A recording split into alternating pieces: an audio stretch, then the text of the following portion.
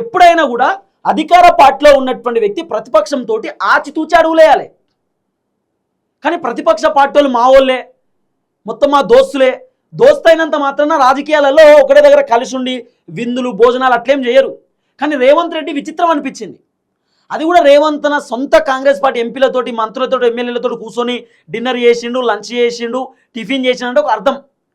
కానీ అసలు పార్టీకి సంబంధం లేని వ్యక్తులు కదా, పార్టీకి సంబంధం లేని వ్యక్తులు, బీజేపీ టీడీపీకి సంబంధించినటువంటి ఎంపీలు, వాళ్ళతో ఏం పని?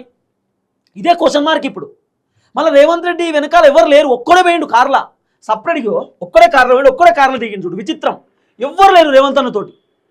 ఇక చూడు ఎవరైనా దిగిరా కార్లా, nobody is there, only Revanth రెడ్డికి అంతే. వచ్చిండు, నమస్తే పెట్టిండు, కథం. అసలు ఏంది అనేది తెలియదు.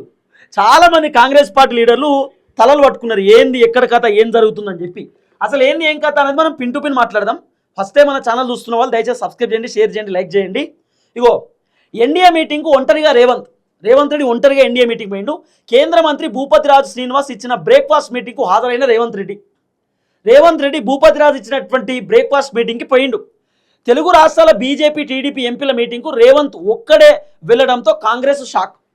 ఒక్కడే పోయిండు, ఒంటరిగా ఎందుకు పోయిండో తెలియదు.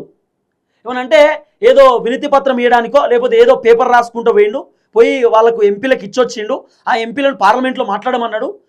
దాని గురించి ఏదైతే లేకుందో దాని గురించి కేంద్ర మంత్రికి ఇచ్చిండు. కేంద్ర మంత్రిని డిస్కస్ చేయమన్నాడు, కేంద్ర మంత్రిని ఆలోచన చేయమన్నాడు, తెలంగాణ గురించి ఒకసారి ఆలోచన చేయమని చెప్పిండు.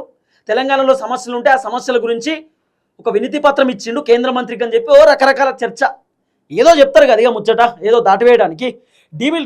డీలిమిటేషన్ బిల్లు వివాదం అవుతున్న నేపథ్యంలో ఎన్డీఏతో రేవంత్ దోస్తీ దేనికి సంకేతం అనేది ఒక క్వశ్చన్ మార్క్.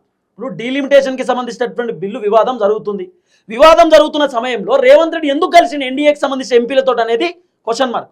తెలంగాణ ఏర్పాటుపై బీజేపీ ఎంపీ తేజస్వి సూర్య వ్యాఖ్యలను కనీసం ఖండించని రేవంత్ ఈరోజు మాట్లాడిండు. నేడు అదే బీజేపీ ఎంపీలతో ప్రైవేట్ మీటింగ్కు ఒంటరిగా వెళ్ళడం వెనుక ఆంతర్యం ఏంటి, ఏంది అసలు, ఎందుకు పోయిండు? ఇంకోటి, తెలంగాణలో